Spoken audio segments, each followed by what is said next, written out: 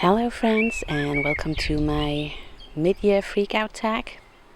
I don't know if it's going to be the mid-year freakout tag, but I am going to talk about all the books I read so far, from worst to best. Outside in the garden, and the neighbor's cat are watching me. She's like, stop talking, I'm sleeping. Anyways, the weather was really nice, so let's try it again outside. And I just also wanted to mention that I just reached more than 100 subscribers, so thank you so much. It means a lot. I am so grateful for that this small channel is growing a little bit. Yes. And I think I read about 30 books this year, so far this year. Last year I read 66 books, and I really do want to get to somewhere similar this year. So I'm a little bit behind. Should have been 33 books, but anyways, 30 is fine. I think 60 books in a year, that's still a lot, so that's fine. I did DNF 2 books, did not finish, and the first one was A Little Life, and I think I got like a third way through, but the reason why I DNF'd it was because it was just too sad, and it was about kids being abused. I cannot read about that, so that's why I stopped. But I still think this book is a beautiful book. The writing is beautiful, and if you can read about some really hard things, definitely go check out this book. And the other book that I DNF'd is also not because it was bad. It was actually really good.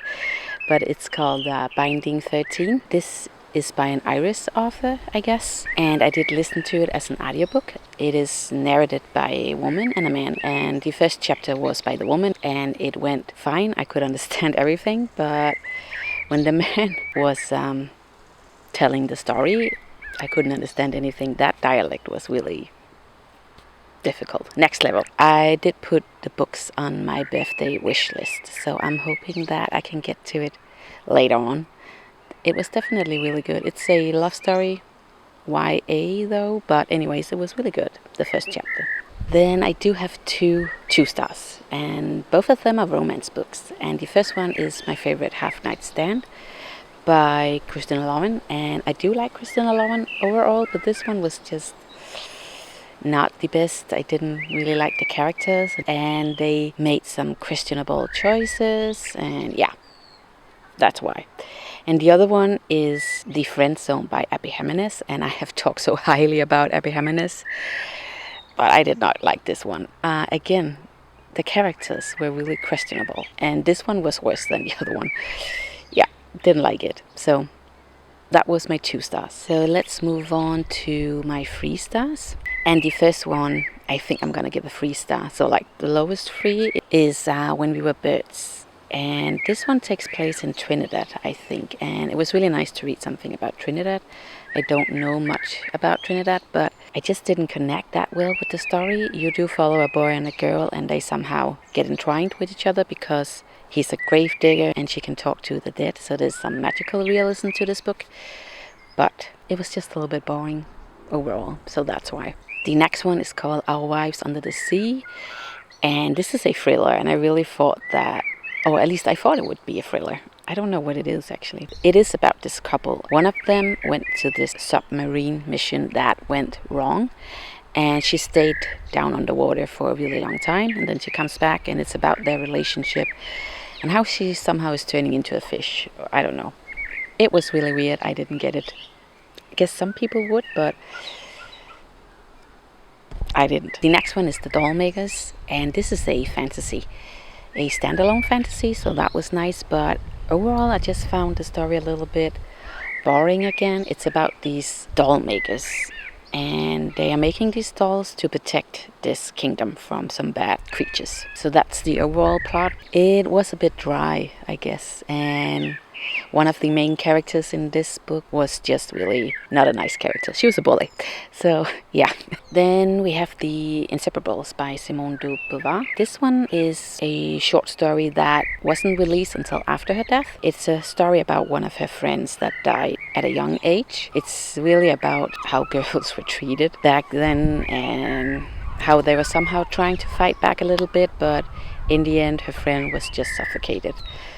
by all of the rules of society about how women are supposed to be. It was a sad one. I think it's a little bit hard to rate a book like that because it is a short story and it is a memoir-ish, not really a memoir. What's it called? It's a story based on true events.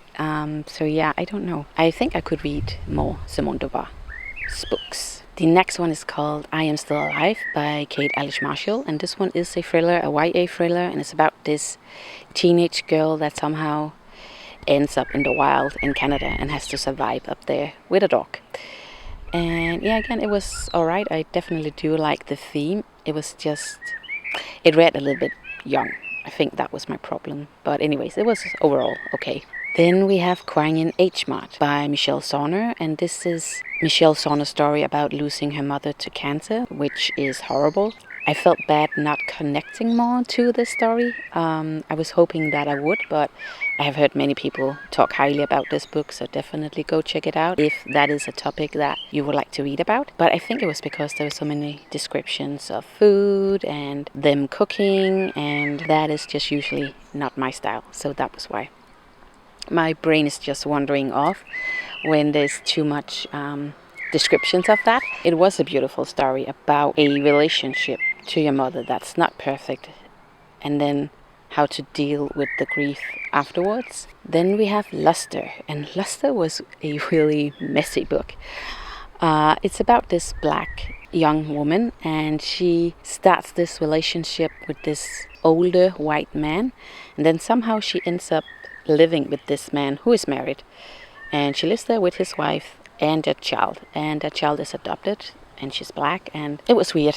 The dynamics were weird, but it was really interesting to see how this all unfolded. A weird, messy book, I guess. Then we have The Midnight Library by Haig, and this is a cozy book, I would say. It's about this woman who gets another chance at this library to choose to go another path previously in her life, and then she can come back and try another one. So she's trying all of these paths to see which path would make her the most happy. And I think a lot of the complaints about this book was that it could have gone a lot deeper, but I was alright with it because it was also nice just to have a cozy read. So it depends on what you want, something cozy or something a little bit deeper with time traveling. Then we have The Island of Missing Trees by Elif Shafak, and this is a book about Cyprus. I think it starts in the 1970s, and there's a civil war going on, and it was quite violent in Cyprus. I didn't know that, and it was quite interesting to learn about Cyprus history.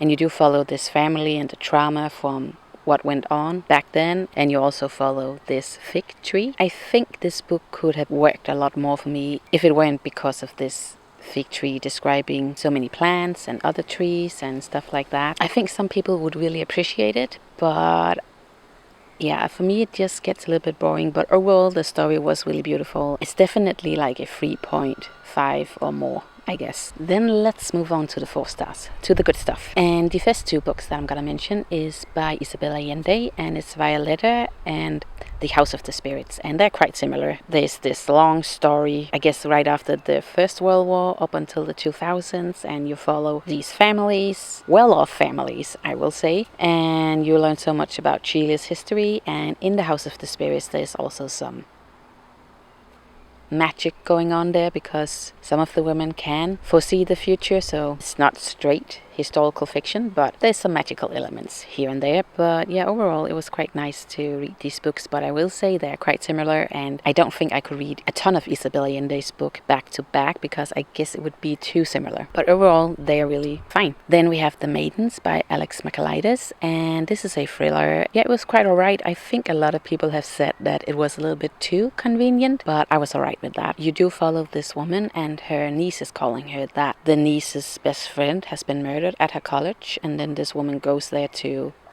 kind of like solve this crime. She is a group therapist, and she's used to work with criminals. Yeah, it was definitely convenient at times, but it was also really exciting, and I did enjoy myself. A little bit of a popcorn read. Then we have Dark Matter by Blake Crouch, and this is also a thriller, and this is also like a husband, boyfriend, dad recommendation as well. It's about this man that gets kidnapped, and then he gets sent into the multiverse. And there he learns that wherever he landed, in that place, he's a big famous scientist, and he's trying to make his way back to his real world. And yeah, it was quite interesting. I did like the ending, and yeah, a recommendation for men as well. Then we have The Bindings by Bridget Collins, and this is a fantasy novel, and it did give me kind of like Naomi Norvik's writing styles vibe. And I don't want to spoil too much, but the magic system is really vague. There's a love story going on there, and it's also about books. I don't really want to spoil more than that. And then we have The Last Tale of the Flower Bride, and this is, I guess it is a thriller, and there's some magical realism to it as well. And you do follow these two girls, and they become best friends, and one of them lives at this big mansion, and that mansion is magical in a way. And then you follow one of the girls as an adult and her husband, and he's trying to figure out what happened in her past. Then we have Daisy Jones and the Six by Taylor Jenkins Reid, and I overall really do enjoy Taylor Jenkins Reid's stories and her writing, and it's usually quite cozy as well. And this one is about a band in the 60s and 70s, and yeah, it's rock and roll and all the drama that goes with that. But yeah, I would definitely recommend this. It was really a very easy and exciting read. Then we have Wayward by Emilia Hart, and this is a book where you follow three generations of women, and they each have their own battles. Somehow it all comes together in the end, but I truly did enjoy this book. I thought it was really sweet and also a little bit sad, and I definitely just enjoyed the story. I didn't expect it to be good, but it was. So yeah. And then I have My Husband by Maud Ventura, and this is a psychological thriller, and it's about this couple, and the husband starts the story with telling his wife that they need to have a chat, and she's like spiraling, and then she's going back a week in her head, and she's analyzing everything, and you do not know what is right or wrong, and you learn that she is not a trustworthy narrator, but still it was just so good. And yeah, I definitely enjoyed this. It was also weird, but yeah, give it a go. Then I read Miss Pearlie's Girls, and this is a story about sisters coming together. Their mother just suddenly gets really, really sick, and they go back to her house, and there they unravel some trauma that happened in their past. And I would definitely say check out the trigger warnings in this book. But overall, I definitely did enjoy it, and it was funny as well. But yeah, check out the trigger warnings. And then I also have a lot of romance books that are 4-star. I think usually when I do like a romance book, it's usually like a 4-star for me. The first one is called Normal People by Sally Rooney, and this is a book where you follow these two teenagers up until after university, and they go a little bit back and forth. But it's about their journey and their mental health battle, and it was just a really beautiful story. And yeah, I definitely did enjoy it, and I also really did enjoy the TV show Normal People, so yeah, go check that one out as well. Then we have the 7-year slip, and there's a little bit of time traveling in this one, and I definitely did enjoy the chemistry between the characters. This woman inherits her aunt's apartment. When she's in that apartment, she can time travel back in time, where she meets this guy also in the apartment, and it was just really sweet and funny. Then I read In a Holidays by Christina Lauren, and this book is a much better Christina Lauren book. And you do follow May, who keeps reliving this Christmas holiday vacation with her family and her family's friends. And at first she kisses the wrong guy, and she's trying to correct that mistake. And I really did like the chemistry again in this book. Yeah, it was just really great and sweet and funny. I read it in the spring, but it's a Christmas book. Then we have Yours Truly by Abby Jimenez, and this is also a much better Abby Jimenez's book. You do follow these two doctors that are fake dating because of some reasons, and it was just really funny and cute. The man in this book also have social anxiety, and I really did appreciate how Abby Jimenez described social anxiety. Then we have Funny Story by Emily Henry, and this was also so good as well. And this is about these two that just got dumped by their fiancés, and then their ex-fiancés are getting married. They don't have a lot of money, so they are kind of like forced to move in with each other at first, sulking in their grief together. Yeah, but it was really funny and sweet. Emily Henry is just such a good romance author. Let's move on to the 5 stars. we have Throne of Glass at first. I don't know if this is a 4-star or a 5-star for me, but anyways, I do love Sarah J. Maas so much. I love her world building, but I went into this thinking it was romantasy like the Akata series, and I would say it's more heavy on the fantasy part of it. There's definitely still romantasy going on, a lot of it. A lot of people are, I just think this is more fantasy based, but that's also fine. I just had the wrong expectations for this book, but again, it's Sarah J. Maas, and it was great. And it's a long series as well. I don't know, how many books are there? 10 or 11, I guess. Then we have Bride by Ali Hazelwood, and this is a paranormal romance book. And you do follow this vampire and this werewolf that are getting married, and it is a arranged marriage. Yeah, it was really great. Again, the chemistry there was really great. There were just this thing about nodding that was really, really weird.